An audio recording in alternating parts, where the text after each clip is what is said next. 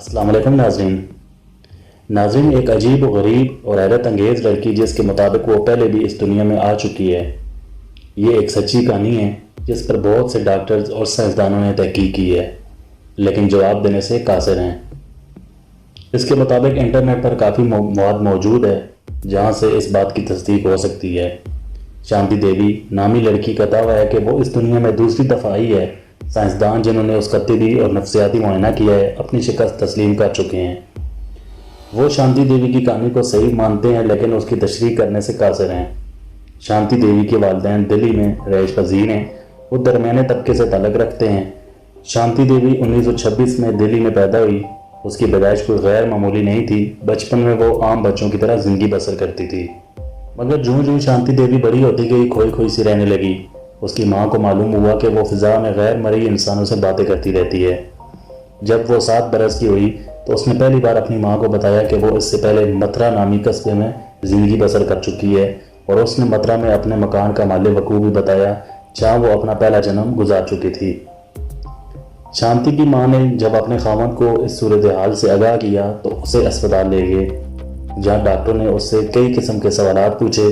جب لڑکی نے اپنی پوری کہانی بیان کی تو ڈاکٹروں نے اس انوکھے معاملے کو سامنے ہتھیار ڈال دیے۔ وہ کافی سوچ وچار کے بعد بھی کسی نتیجے پر نہ پہنچ سکے۔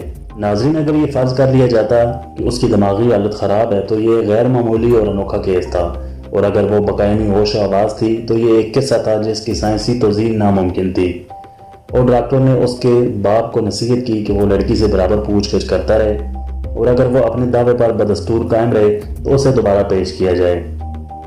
شانتی دیوی اپنے دعوے پر بدستور قائم رہی اور اس کی کہانی میں بال برابر بھی فرق نہیں آیا۔ اس کے والدین اپنی بیٹی کی ان باتوں سے حیران تھے۔ انہیں یقین ہو چکا تھا کہ ان کی بیٹی کا دماغ چل گیا ہے۔ جب وہ 9 برس کی ہوئی تو اس نے بتایا کہ وہ اپنا پہلا جنم متھرا میں گزار چکی ہے، جہاں اس کی شادی بھی ہوئی تھی اور اس کے 2 بچے بھی پیدا ہوئے تھے۔ اس نے اپنے بچوں کے نام بھی بتائے، اور شانتی نے یہ دعویٰ بھی کیا کہ ان دنوں اس کا نام لدگی تھا۔ اس کے والدین اس انکشاف پر محض مسکرا دیے۔ ایک شام جب اس کی ماں اور شانتی رات کا کھانا تیار کر رہی تھی تو دروازے پر دستک ہوئی۔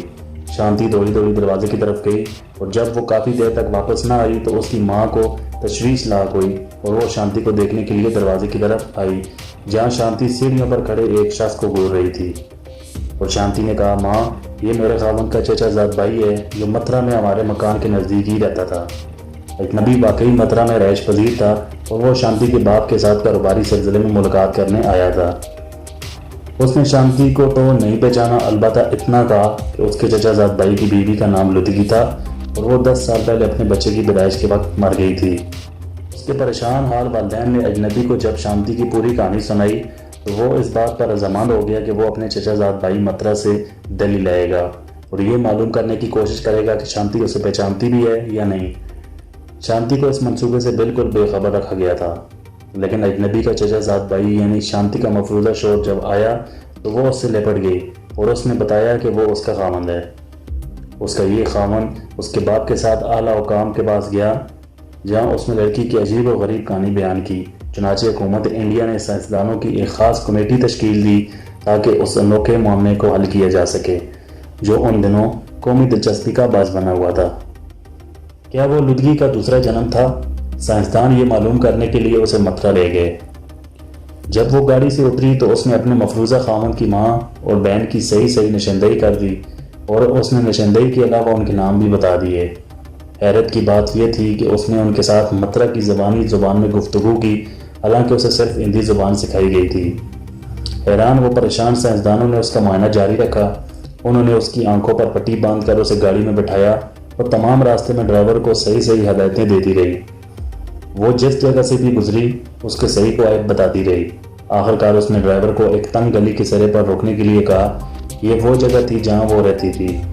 جب اس کی آنکھوں کی پٹی کھولی گئی تو اس نے ایک آدمی کو مکان کے باہر حقہ پیتے دیکھا جس کے بارے میں اس نے انکشاف کیا کہ وہ اس کا سسر ہے اور وہ حقیقتاً اس کا مفروضہ خاوند کا باپ تھا۔ ناظرین، شانتی دیوی نے اپنے بچوں کو بھی پہچان لیا، لیکن وہ اپنے اس بچے کو نہیں پہچان سکی جس کے طفیل اس کی موت واقع ہوئی تھی، یعنی اس کے تیسرے بچے کو۔ اب یہ معاملہ زیادہ الجھ گیا کیونکہ شانتی کے والدین اس کو کبھی اس گاؤں میں آج تک نہیں لے کر آئے تھے۔